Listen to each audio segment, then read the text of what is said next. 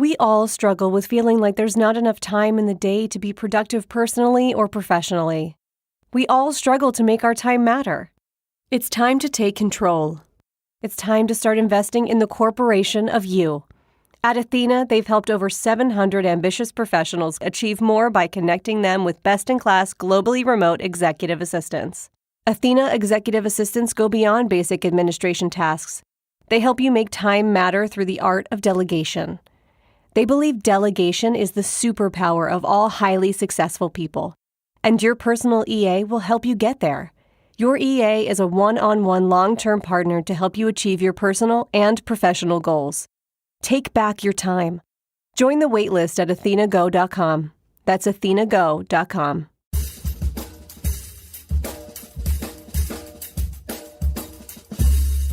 I mean, come on, no one plans to get sick. And yet, here we are. My name is Matthew Zachary. I survived cancer, a stroke, and COVID-19, and I'm still here. I also survived our broken healthcare system, and I want to help you survive it too. So let's go make healthcare suck less together, because we're all out of patience.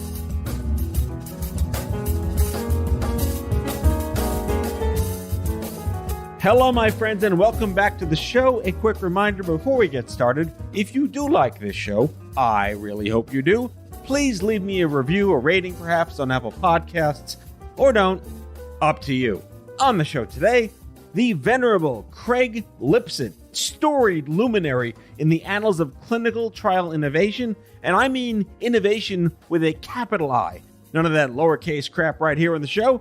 Craig is the founder of Clinical Innovation Partners and the co-founder of, acronym warning, Decentralized Trials and Research Alliance, DTRA. He's a proud expatriated Long Islander who pronounces Rutgers the proper way and has a penchant for Wegmans, so he ticks every box. Craig's also been at the literal forefront, and I don't overuse the word literal, of clinical trial research and development for over 30 years. A warning that the following episode may contain explicit acronyms and an overdose of syllables.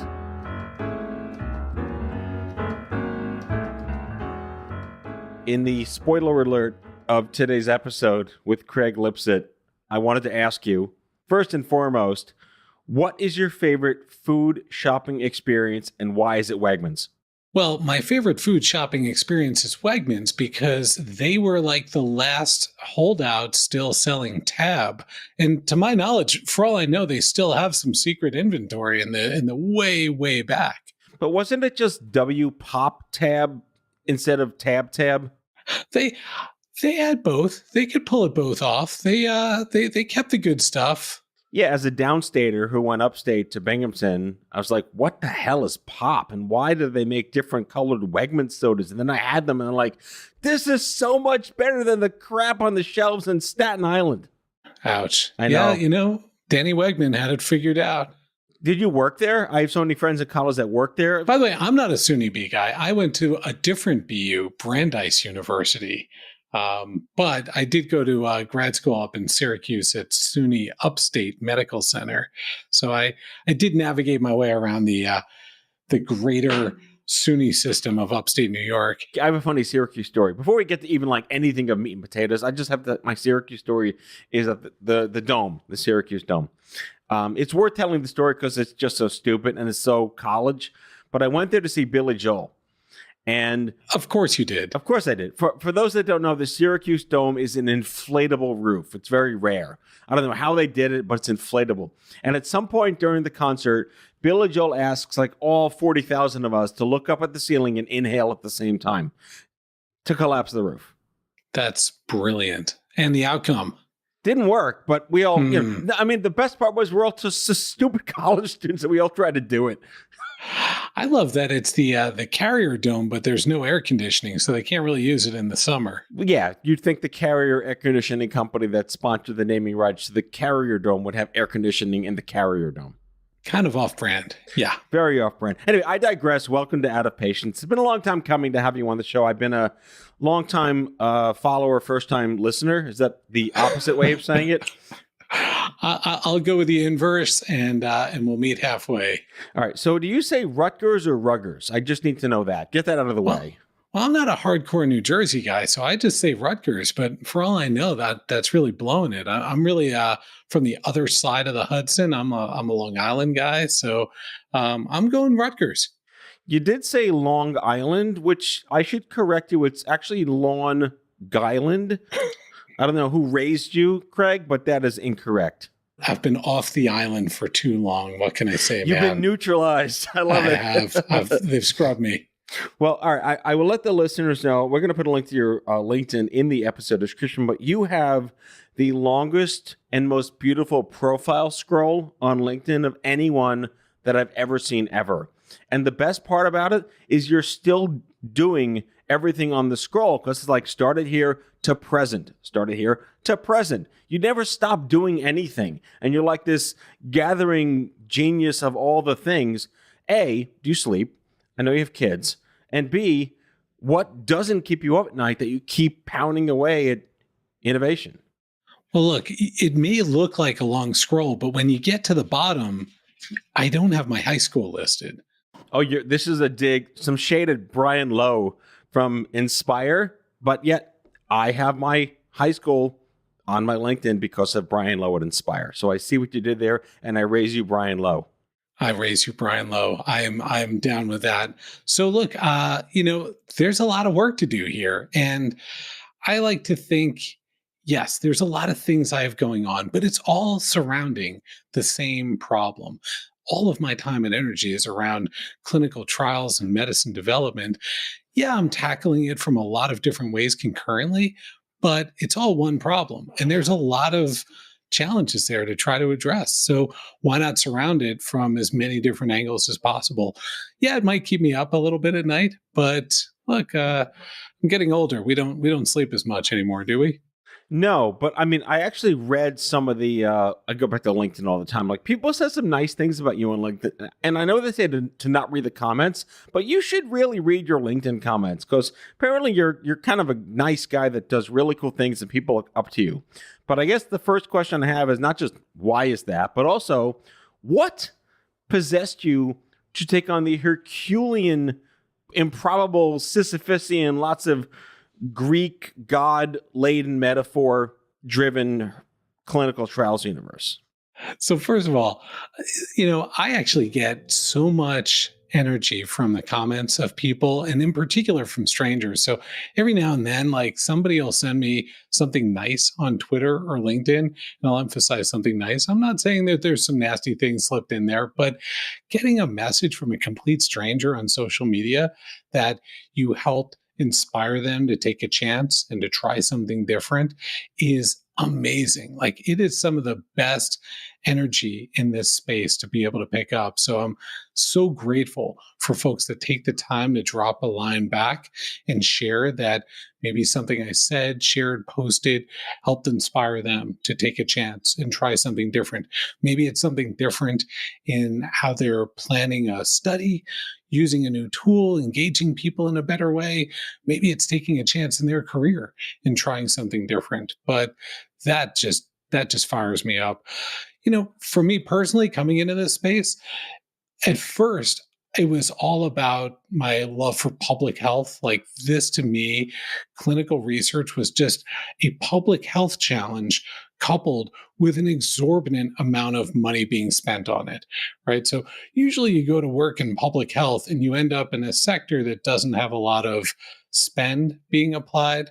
But if you think about clinical research and medicine development as a public health challenge, the pharmacoeconomics behind it are like mind-boggling in terms of the cost to develop a single medicine.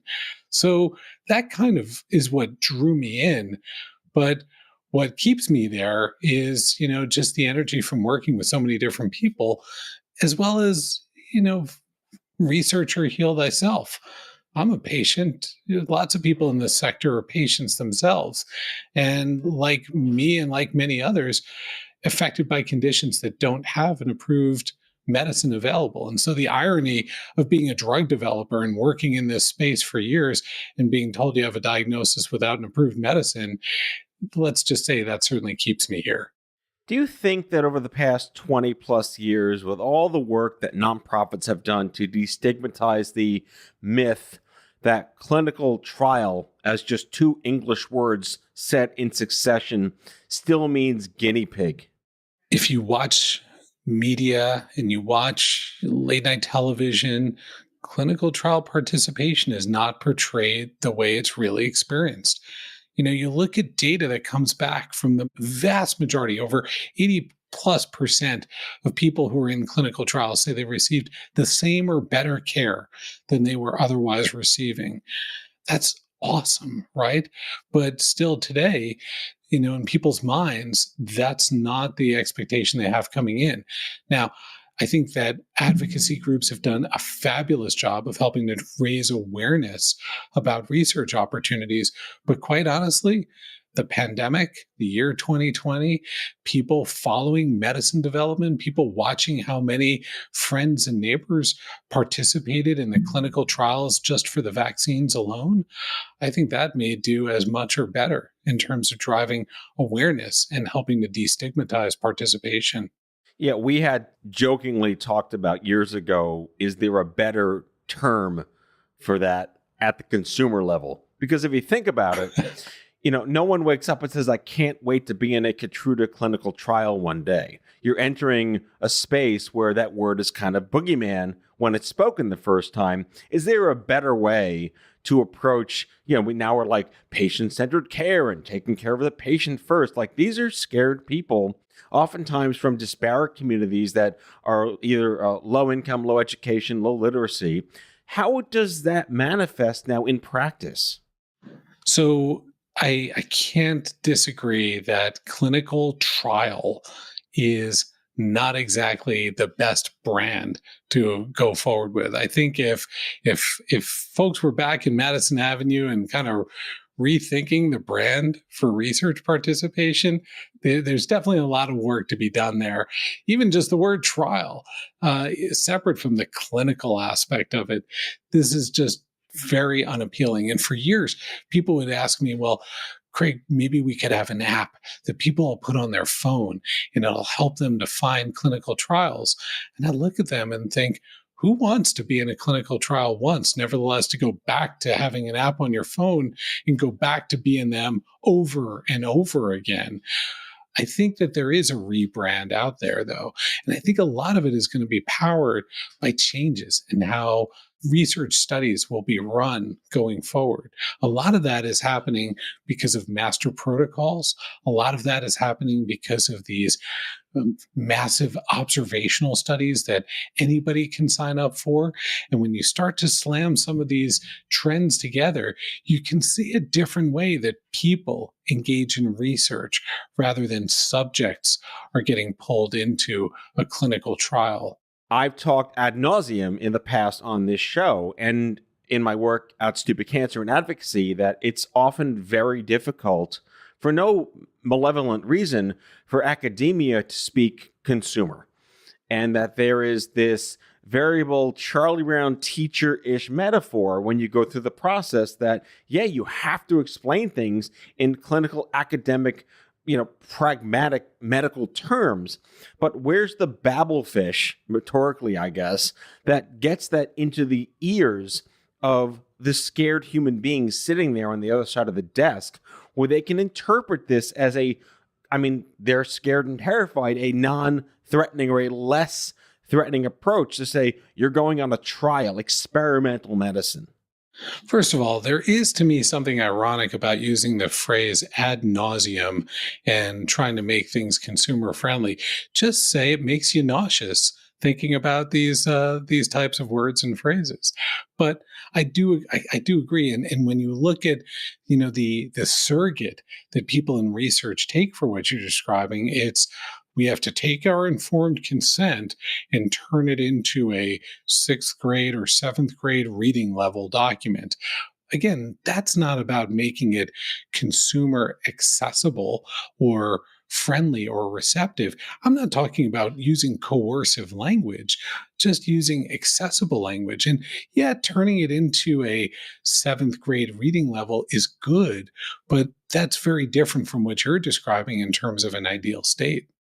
I look at it as like customer service, if you would, but it's reverse customer service because no one asks to be having that conversation one day. You happen to be, when bad things happen to good people, especially in cancer, you're not expecting to have this conversation. You pre-research this in advance of being in that room. I'm just focusing right now on the moment of discussing this with your first oncologist experience, right? Your first oncology experience is nothing more than customer service. How do you explain this? How do you understand this? How was this imparted to you? And, we talk about determinants. Everything could be contingent on that one doctor's personality or predisposition for empathy or backstory on authority or age or demographic. Where is there... I would love to think there's some insight at this point into that one sort of that trajectory, that moment when Dr. A is talking to patient A for the first time, and that there is a trial available. Thankfully, they don't throw them on first line right away. So much in there, right? So first of all, the idea that people would accept being viewed as a consumer relationship in this context. People really get hung up. There are a lot of people that have an aversion to the idea of bringing a customer service mindset into a clinical setting. But there's so much to learn from that. And there's so much best practice to draw off of to do it right. But, the other angle to what you were just bringing up is, what's going to motivate a physician to even talk about research, even if they are being customer oriented in terms of the language they're using? We all know that during that first encounter, your ability to learn about research participation was decided before you walked in the door.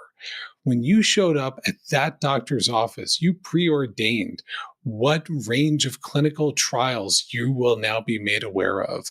That if you went to an oncologist out in the community, the conversation about research participation is going to look radically different than one in an academic center. And if you went to one at academic center A, that conversation is going to look radically different than if you went across the street to academic center B. That conversation was decided the moment you walked in the door.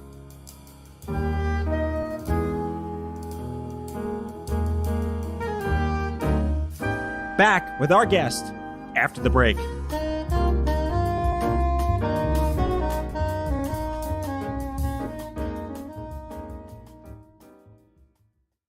Has your chronic illness made it difficult to continue working in the traditional way?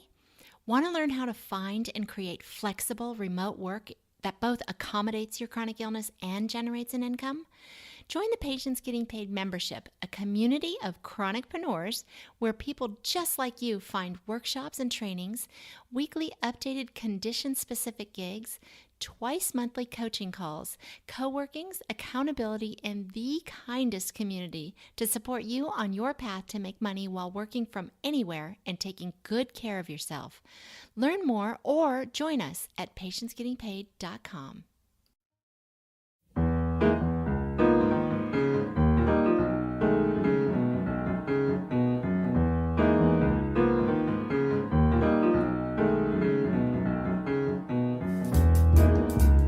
So I want to tell you a story. This circulates around the word innovation. And one of my chief strategists at Stupid Cancer, her name is Elizabeth Wolfe. She's been on the show. You may know her. She's been consulting in nonprofits for 25 years. We always joke that innovation is like a lowercase I or a capital I. And that's like an advocate vantage because, we're just the ones trying to help the patients know things exist and be their Sherpas. We went to ASCO one year. This is a lengthy yarn, but it's worth it for the listeners. We went to ASCO, and one of the big pharma companies held one of their tell us your ideas and steal your IP kind of contests for nonprofits. And it was called Impact Innovation. Regardless, they picked the winner. We came back next year and they said, here's the winner. And we've learned so much from all of you that contributed. We're changing the name of the contest from Innovation Impact to Impact Innovation. And Liz and I just drank heavily, realizing that the word innovation is just so overused and hyperbole, but yet it actually applies to you. You've done innovative things. Can you point to any 3-4 specific things that like, Jesus Christ, I did that. I was part of a team that did that. And here we are today. And we wouldn't be here if that innovation didn't happen.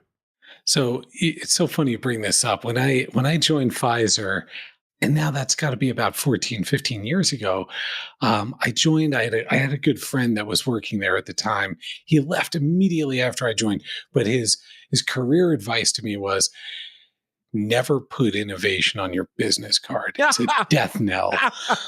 And then a year and a half later, I'm walking around with my clinical innovation Pfizer business card. But I will say this, just to do yet another digression.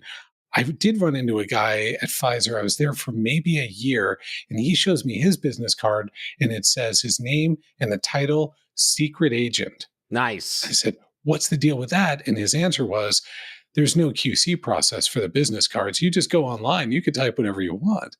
So yes, my business card did say clinical innovation there. And let me share like the type of range, because I loved your question. So on the one hand, my team, I had the opportunity to help design and help lead the industry's first fully at-home clinical trial designed and run to enable patients to participate without having to go in and out of elite medical centers and travel. And you can imagine that in today's world, this is a pretty big deal when during COVID, during the lockdowns at the height of the pandemic, we couldn't get people in and out of these different settings. So that's on one end of the spectrum. The other end of the spectrum, we enabled thank you notes to go out to the participants in our trials. And that's the kind of innovation that, you know, at the dinner table with my kids, and we're talking about, so what did you do today? And I say, we send thank you notes out, and they look back and say, wow, head of clinical innovation at Pfizer. That's pretty impressive. Didn't like your mother tell you to do that about 40 years ago? And, you know, that to me embodies, like, on the one end, you know, you could try to do something that's really challenging because you're pulling together a lot of new technology and you're trying something that just hasn't been done before. But so much of innovation is just the grunt work of making something change in a big, complex process. It wasn't some radical, brilliant idea to say thank you. The hard part was actually driving that into the organization and scaling it.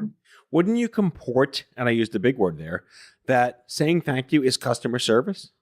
One would comport that would be true. Look, you know, I can't disagree with you about having a customer service mindset to this. I think that it's only been in the last, first of all, okay, it's only been in the last, I'd say, 5 years that researchers across the ecosystem in pharma are consistently even engaging with patients for their input when they're planning and designing studies. It's been done anecdotally for years, but I'd say it's probably only in the last 4 years that companies are really committing to this across their portfolios, right? Customer service 101, how about you listen to the customer when you're planning? In customer service 102, it's only been in maybe the last 2 years that organizations are, and not even consistently yet, asking patients about their experience when they're in the trial. So, right, I go to Dunkin' Donuts and I'm getting a text on my phone asking how they did. You walk out of that research site after that experience, and the odds are nobody's going to ask you that question. Yeah, I love that your Pfizer story that don't use the word innovation. They were ahead of their time for people that used, I don't know, guru, disruptor, futurist, perhaps thought leader. You know, like we're ahead of our time before we knew we were ahead of our time.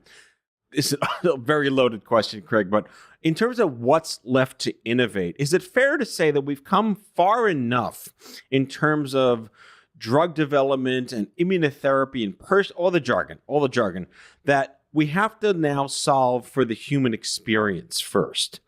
And how are you aware of a trial? How do you explain?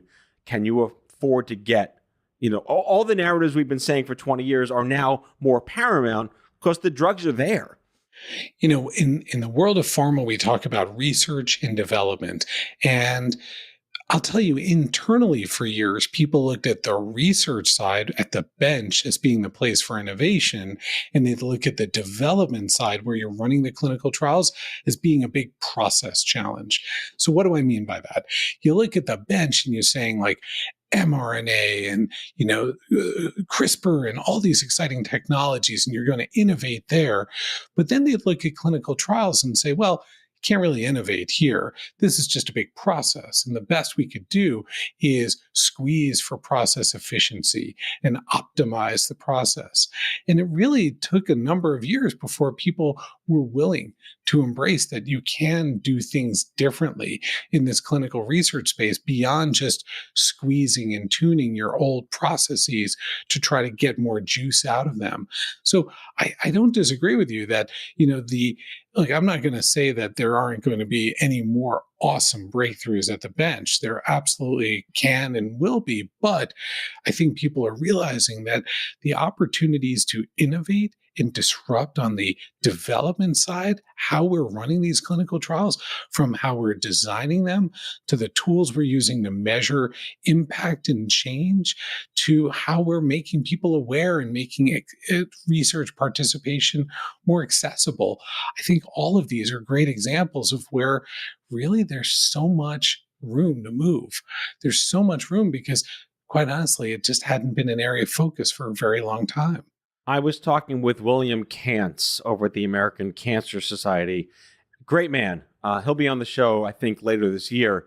About, if you want to just put the word innovation in quotes for a second, he actually was part of a major initiative with the indigenous people in the Southwest, getting them to a trial when there was cancer in the tribe and on the land. And what they had to do was they found out by listening, first and foremost, what an idea to listen to the people that need the service, that if they just simply were able to provide them with gas cards, and that was it. It solved not everything, but it actually got those in need to the hospital for any of their infusions and their visits. So is that innovation to have to just remember, again, customer service? These are human beings. And if you need them to go on these medications and it's in their interest to go on these trials, wouldn't it behoove the center to help them get there? Is that innovation? So I'll tell you what's innovative there to me, right? So the way I used to define innovation when I was at Pfizer was an idea from which you derive value. That just having an idea alone isn't enough. You actually have to do something with it, execute it, and show that something in the world has changed as a result of it. And so in that example, I think you hit on a really interesting part of it that was innovative. And I know it sounds trite to say, but stop and listen. Listen to people before you do. Listen and understand where their challenges are and where their barriers are. And to do that now at scale, and to stop and listen to diverse patient populations across different geographies to understand their barriers. That is clearly in this example was an innovation because they did something different and something changed for the better as a result of it. The positive impact came out the other side. They actually were able to implement something differently as a result of this innovation in their process of just stopping and listening. All right, so final question before we wrap, and this is kind of loaded as well, but I would love to have you back for a part 2 at some point. Yes, we're hopefully coming out of COVID this year. We're taping this in February of 2021. But if there's one thing that has been truly revealed, the ebb tide of COVID and perhaps, the last administration's polarization, is that there's a lot of hesitancy now, not just for vaccines, but do you think it has ramped up additional hesitancy in cancer clinical trials? I'm pausing to think about that because I don't want to over politicize the conversation, but people's beliefs probably were already there and just got amplified, exacerbated, maybe outed a little bit in terms of whether they want to believe in science or don't want to believe in science, whether you want to trust in certain aspects of the health system or don't choose not to. And there are a lot of reasons, certainly, why some patient populations lack trust in the system. And it's been, it's taken generations in some communities to lose that trust.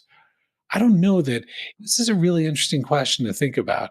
First off, in terms of the vaccines, vaccine hesitancy transcends race and ethnicity. It transcends age, and it transcends income, right? We see a lot of hesitancy numbers and data that really can span across different populations. In terms of the impact there on research participation in oncology, I don't know, Matthew. I mean, one would think that, the mindset might be that because this isn't a choice around getting a vaccine, this is a choice around life and lifespan and hope. Do you think that interest in participation is shifted down as a result of the last few years? Or might interest actually be leaning up as a result of increased awareness that clinical trials exist and that clinical trial participants are the ones making it happen? I mean, that's how all these vaccines and therapeutics came to be. It's been in the mainstream language, in the news for months. I guess it could swing either way. What do you think, Matthew? I think we leave this on a cliffhanger because it's so intriguing. We should just talk offline and regroup. The optimist in me would like to think that, yes, this has all been there, but it just got revealed. But there's an over-under on whether this will exacerbate or improve the destigmatization or the stigmatization of not being a guinea pig and not even having that term or phrase be brought into your mind when you walk into that desired opportunity you didn't ask for. We have to find ways to just make research participation accessible, easy, remove the friction in this process, and simply allow people to have that choice in each of their encounters. And right now, there's so much friction that it's not surprising that people would back away from it, both in terms of potential stigma or other fears, but also just it takes a lot of work to find a trial. It takes a lot of work to be a participant in a trial.